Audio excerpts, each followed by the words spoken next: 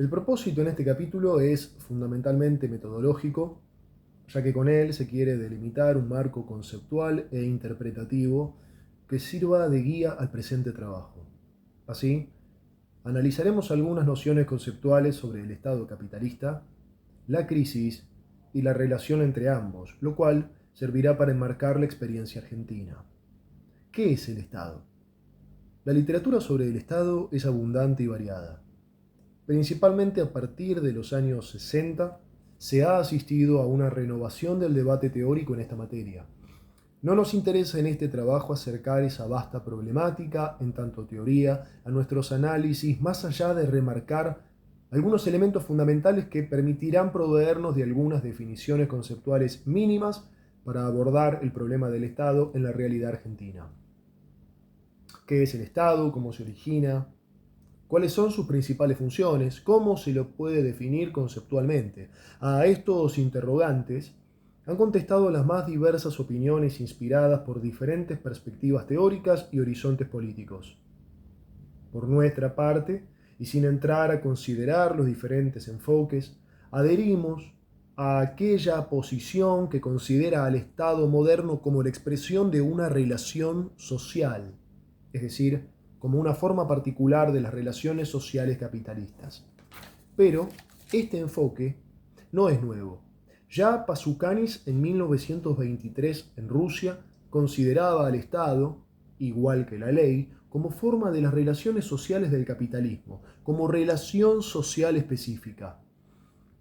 Se intenta, entonces, hacer un planteo sobre el Estado como relación social de la misma manera que Marx definía al capital como una relación social objetiva. Consideramos al Estado como una forma específica de las relaciones sociales de explotación y dominación del modo de producción capitalista. Intentamos buscar una definición conceptual del Estado que no sea aquella que la define por sus funciones. En este sentido, nos parece conveniente adoptar la definición de Engels sobre el Estado moderno como capitalista colectivo ideal. Así, desde esta concepción, el Estado aparece como protector de intereses generales del capitalismo, protege al modo de producción en su conjunto, en contra y por encima de los intereses conflictivos de los capitalistas individuales reales en cada momento histórico diferente. Si eso es así, si el Estado actúa como un capitalista colectivo ideal protegiendo los intereses generales del sistema, necesita para ello gozar de una cierta autonomía en relación a las clases dominantes y a la sociedad en su conjunto. Pero ¿cuál es el límite de esa autonomía relativa? ¿Y por qué el Estado aparece por encima de la sociedad convirtiéndose en un poder público impersonal? Es Pasukanis quien formula con absoluta claridad el último interrogante. Detrás de todas estas controversias se oculta una misma y fundamental cuestión. ¿Por qué la dominación de clase no continúa siendo lo que es? A saber, la sumisión de una parte de la sociedad sobre otra. ¿Por qué reviste la forma de un poder estatal oficial o lo que es lo mismo? ¿Por qué el aparato de coacción estatal no se constituye como aparato privado de clase dominante? ¿Por qué se separa aquel de esta última y reviste la forma de un aparato de poder público impersonal separado de la sociedad? Según Pasukanis, el Estado aparece entonces como un poder público impersonal, un poder que no pertenece a nadie en particular, que se sitúa por encima de todos y que se dirige a todos. Se trata de un aparato estatal oficial, situado por encima de cada capitalista individual y que aparece como una fuerza impersonal. El poder del Estado reviste así la forma de poder público.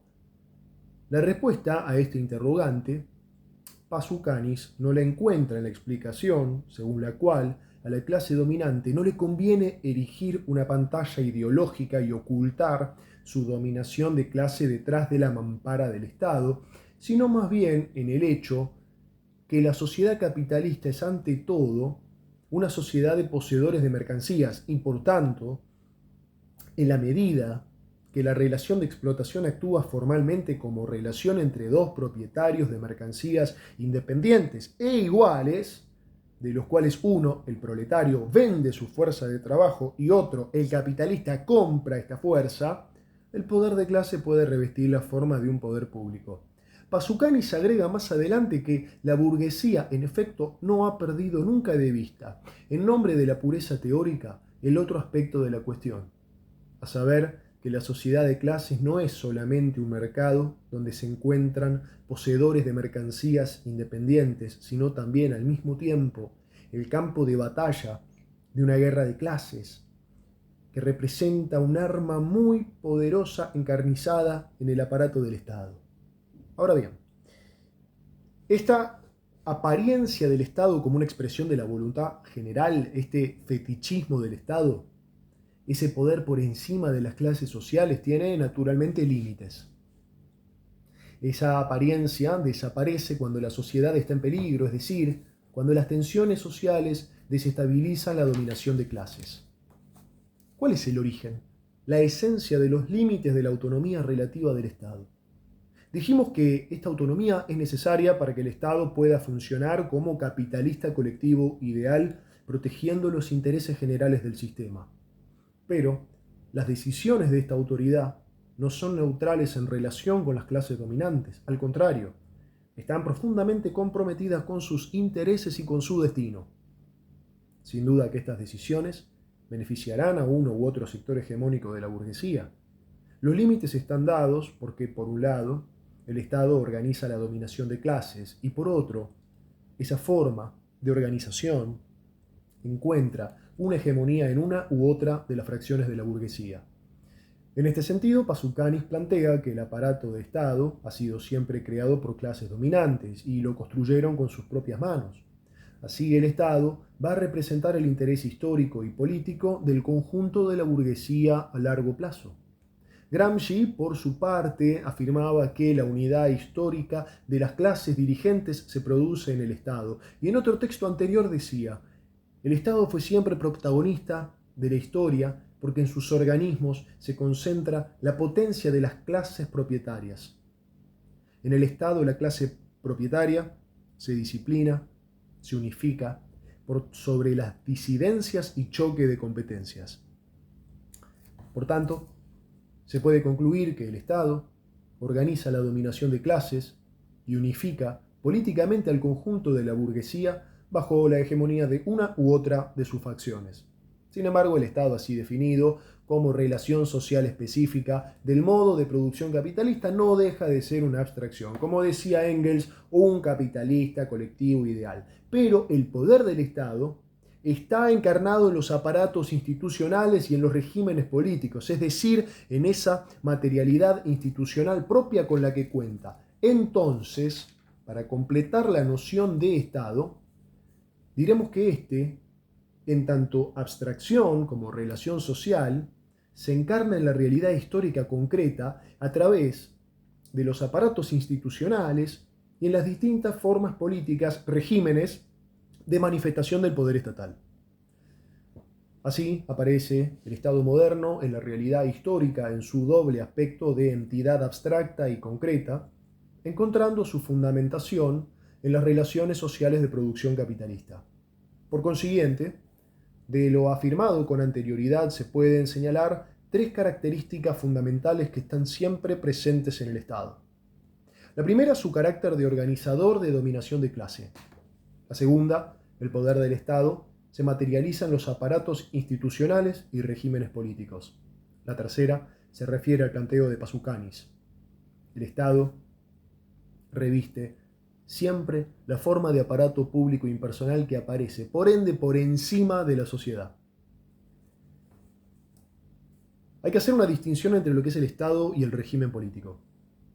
Hemos dado la noción de Estado y vamos a hacer lo mismo ahora con la de régimen político. En una primera aproximación, decimos que el régimen político no se define solamente por la forma particular que tiene un país de organizar sus instituciones, sino también por la importancia que cobra lo político, por la dinámica política concreta impresa a esas instituciones en cada momento histórico. Como bien plantea Faussert, cada sociedad hace funcionar sus instituciones políticas de una cierta manera, según un cierto régimen. La Constitución tiende a arreglar ese régimen, a guiarlo mediante prescripciones normativas. Sin embargo, ni la más rica ni la más respetada de las constituciones no fija más que una parte del régimen político. Creemos que el concepto régimen define el perfil político y las modalidades que adquiere en la realidad histórica la organización de la dominación de clases. Define, en otras palabras, el perfil y las modalidades políticas que reviste la materialidad institucional del Estado en el interior de la lucha de clases en un país determinado. Por tanto, el régimen traduce en la escena política la forma concreta, material, de manifestación de las relaciones sociales de dominación y explotación del capitalismo en un momento determinado. Se trata, en definitiva, de la forma político-institucional en que se traducen las relaciones sociales de explotación del capitalismo y, por ende, de la organización de la dominación de clase. La distinción entre Estado y régimen político la realizan diversos autores como Poulantzas, por ejemplo, o la llamada Escuela de la Derivación. Para Salama, que toma de esa escuela la distinción, el régimen político es la manifestación de existencia del Estado, la forma de aparición del Estado en la lucha de clases. Maurice Duverger, por su parte, efectúa una excelente tipología de los regímenes políticos sin distinguir las diferentes formas del Estado. Por nuestra parte, consideramos que la distinción es válida, ya que las formas de Estado, en tanto relaciones sociales capitalistas, deben ser consideradas concretamente en la realidad política bajo la forma de régimen político. Así, no se puede estudiar concretamente el Estado fascista más que en su articulación con el régimen a que ha dado lugar. Lo mismo puede decirse con relación al Estado populista. Pero se trata de una relación compleja. Primeramente porque el análisis del Estado se sitúa en un plano diferente de abstracción que el régimen político. Se dijo que el Estado, en tanto capitalista colectivo ideal, protege los intereses generales del capitalismo. Es el garante de la reproducción de las relaciones sociales capitalistas. Pero la concreción de esa protección y garantía se efectivizará de una u otra manera por las medidas que tomen los diferentes regímenes políticos. La intervención concreta de los representantes de esos regímenes dependerá no solo de la ideología y de la política que expresen esos gobiernos, sino también de la correlación de fuerza entre las clases. Muchas veces la protección de los intereses generales del capitalismo implica un ataque severo a las condiciones de vida de los trabajadores o bien puede significar en algunos casos un disciplinamiento en los intereses conflictivos de los capitalistas individuales, o en otras situaciones, el alza de la lucha de clases puede implicar la toma de medidas sociales importantes que afectan los intereses del capital. Ahora, esa intervención estatal, asociada a la producción y circulación capitalista, se realiza a través de la política económica que deciden los representantes del régimen político.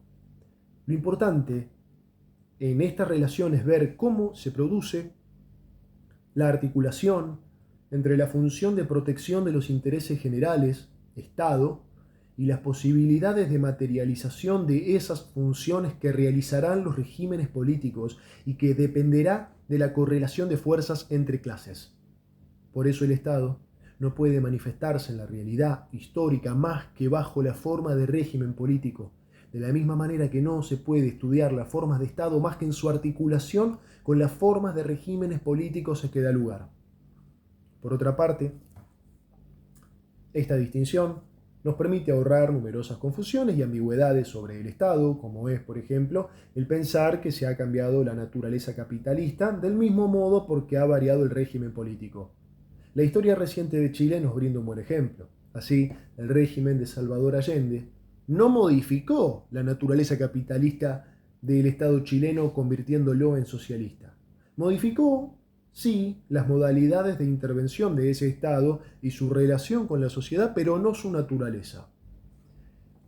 En la concepción aquí desarrollada no se concibe al Estado en una relación de exterioridad ante la economía como tampoco ante la sociedad. Por tanto, no se lo concibe en una relación de exterioridad frente a las clases sociales. Está sin duda penetrado por las contradicciones de clase, sean estas las que se producen entre diferentes fracciones burguesas o aquellas que surgen entre estas y las clases subordinadas. Pero hay que tener en cuenta, como ya lo dijimos, que en la relación clases sociales y Estado hay una autonomía relativa de éste con relación a aquellas. Las principales funciones del Estado moderno pueden ser clasificadas de la siguiente manera. 1. Función económica. El papel que el Estado capitalista juega en la economía no es nuevo, lo viene haciendo desde su nacimiento como tal. Lo que sucede es que en la actualidad ese rol ha cobrado una dimensión cualitativamente diferente. No vamos a desarrollar este punto, que ha sido bien tratado por diferentes autores, y simplemente mencionaremos el papel económico del Estado en el proceso de producción y reproducción del capital, pasando a ser así un arma fundamental para contrarrestar la baja tendencia de la tasa de beneficios. 2. La función política, ideológica. El Estado es legitimante de la dominación e integrador de las clases sociales al sistema. Es decir, se trata de la función de organización de la dominación de clases por parte del Estado. El Estado es un órgano de inculcación ideológica, de integración de las clases subordinadas a la lógica de la sociedad capitalista, pero al mismo tiempo sirve para unificar y disciplinar a la burguesía, es decir, organizar su dominación. 3. También podemos hablar de la función represiva. Se trata de la utilización de la coerción, en otras palabras, del ejercicio de la violencia legítima. Pensemos en el ejército, en la policía, la administración, esta violencia legítima por parte del Estado para impedir cualquier amenaza del sistema o bien para imponer la autoridad de la clase dominante sobre las clases subordinadas. Hay un punto que continúa suscitando muchas discrepancias teóricas y se refiere a la crisis y al rol del Estado. Las preguntas se nos presentan de inmediato. ¿El Estado tiene un rol secundario o dominante? ¿Es un actor central o es un mero espectador? ¿El Estado actúa solamente en épocas de crisis o tiene un comportamiento permanente en la vida de un país? ¿Cuál es la relación entre el Estado y la crisis?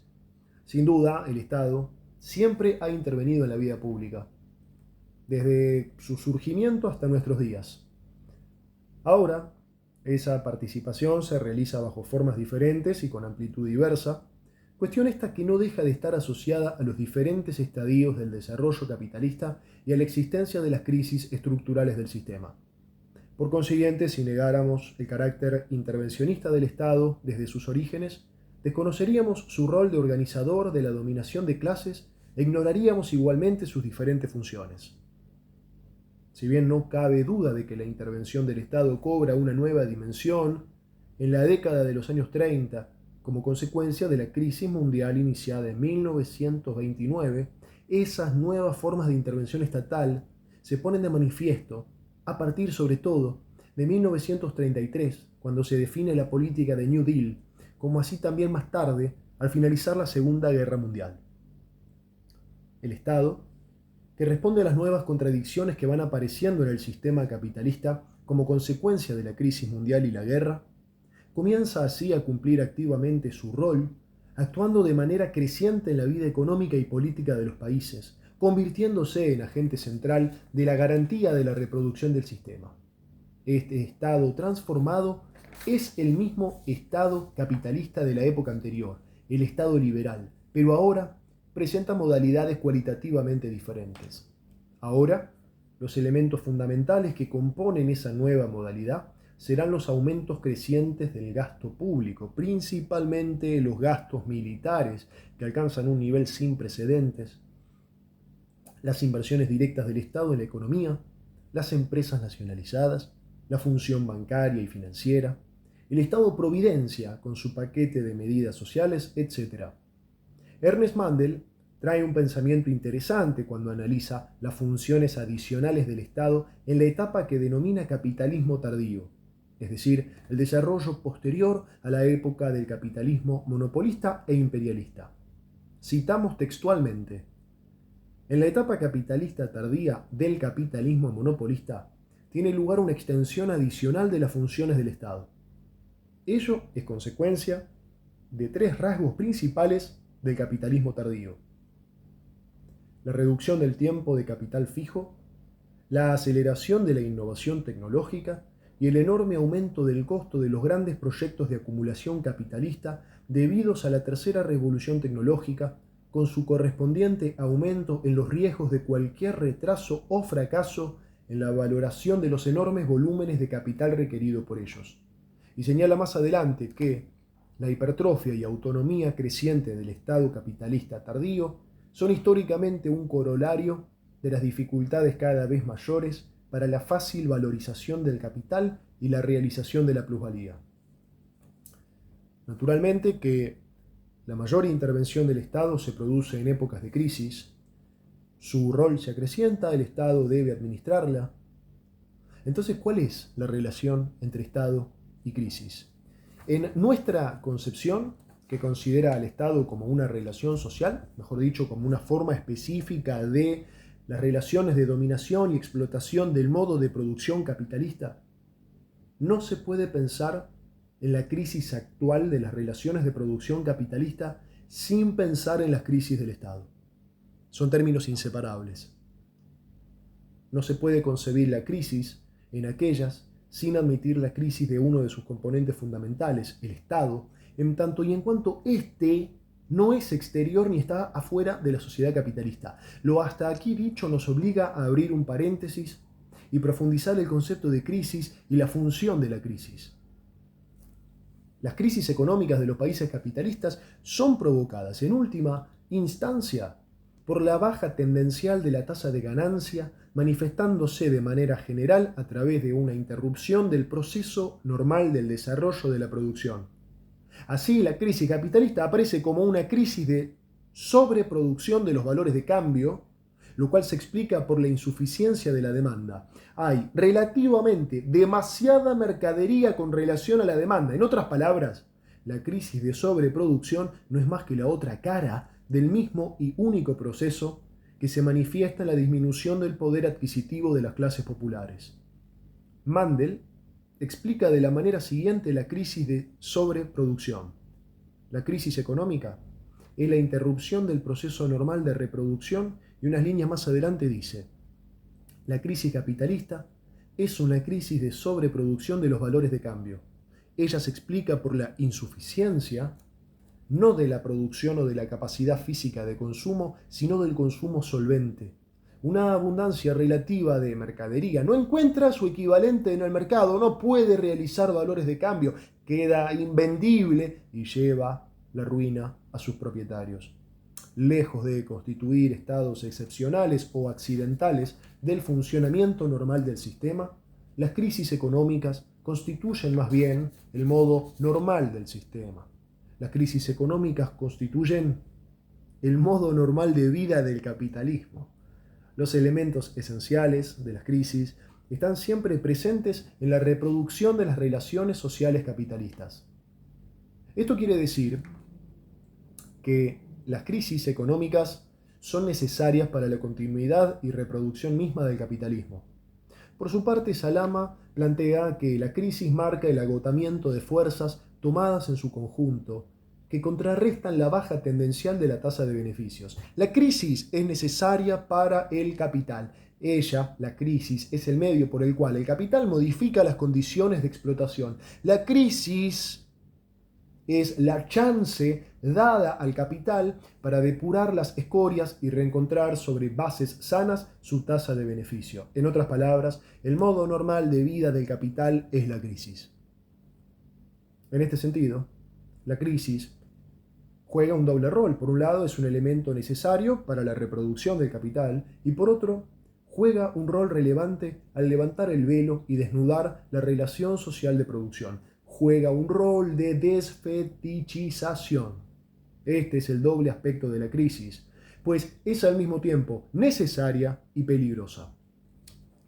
Aquí encontramos la función de la crisis. Sirve como elemento regenerador del capital. La crisis sirve como elemento regenerador del capital. Retornemos ahora de nuevo a la relación que existe entre crisis y Estado. Lo que se constata a simple vista es que ante la existencia de la crisis hay una mayor intervención del Estado. Pero esto no deja de ser una mera constatación. Pensamos siguiendo el razonamiento de Salama, que el Estado interioriza la crisis, ya que está a la vez dentro y fuera de la crisis. Está adentro porque la interioriza, y está afuera porque puede actuar sobre ella desde el exterior. ¿Por qué el Estado interioriza la crisis? El capital librado a sí mismo no podría reproducirse.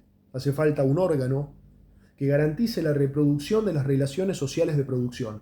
Ese órgano es el Estado. Cumple así una función de acumulación. Entonces, crisis y capital no son dos términos que marchen separados. En el curso mismo de la acumulación de capital existe la crisis. La crisis está en germen en la acumulación de capital y se presenta en un momento determinado. Por eso, que la función de la crisis sea la de favorecer la regeneración del capital. Pero además, se ha dicho, el Estado actúa sobre la crisis desde el exterior con finalidad de limitar sus efectos destructores, tratando de reencauzarla. Una de las características del Estado en los países periféricos es que interviene masivamente en la vida pública, siendo la misma, por regla general, mayor que la que se produce en los países centrales. Esa intervención se ensancha por el lugar específico que ocupan esos países en la economía mundial y, en consecuencia, por las implicaciones que tiene la acumulación mundial de capital en cada economía nacional, lo que lleva a modificar las características de esas economías.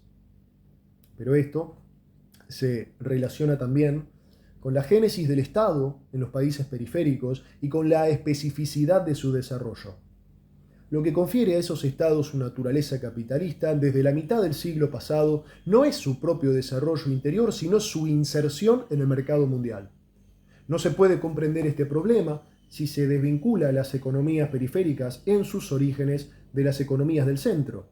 La naturaleza capitalista de los estados periféricos está conferida por la acción de los estados centrales que imponen una inserción especializada en el mercado capitalista mundial. En cambio, en los países centrales, la génesis del Estado capitalista es diferente. Estas naciones están ligadas a una historia particular, a un contexto económico, cultural y religioso diferente. Son países que conocieron el modo de producción feudal y la revolución burguesa, la cual transforma de manera definitiva la organización del sistema feudal existente. Así, la burguesía lidera un movimiento antifeudal que unifica a todas las clases sociales contra la monarquía absoluta bajo la égida de su propia ideología. De esta manera, el consenso que logra alrededor de la estructura del Estado burgués encuentra su raíz en la propia estructura económica. La clase dominante en los países latinoamericanos no conquistó el poder en una lucha nacional contra la monarquía absoluta. En América, a nuestro entender, no se conoció el modo de producción feudal. Las guerras de la independencia se enmarcan en una lucha contra un poder colonial ejercido por una potencia extranjera. No se trata entonces de una lucha entre clases sociales de un mismo país que representan modos de producción diferentes, sino de las luchas de un país por su liberación nacional. De esta manera se va a estructurar desde el siglo pasado en todos los países latinoamericanos una economía primaria exportadora. Esta inserción en el mercado mundial permitirá conformar en el interior de cada Estado nacional una oligarquía nativa vinculada a la explotación, comercialización y exportación de los productos primarios. Y es justamente esa inserción en el mercado mundial desde mediados del siglo XIX lo que va a conferir a los países latinoamericanos su naturaleza capitalista. Esa clase dominante de desarrollo desde sus orígenes en estrecha dependencia por su propia debilidad de la intervención estatal. Eso es lo que desarrollaremos cuando veamos el caso argentino. En definitiva, debido a la posición particular que tienen los países periféricos en la economía mundial, es que se produce un ensanchamiento de la intervención del Estado. El Estado tiene una función suplementaria que resulta de la división internacional del trabajo y, por tanto, deberá someterse a sus mecanismos.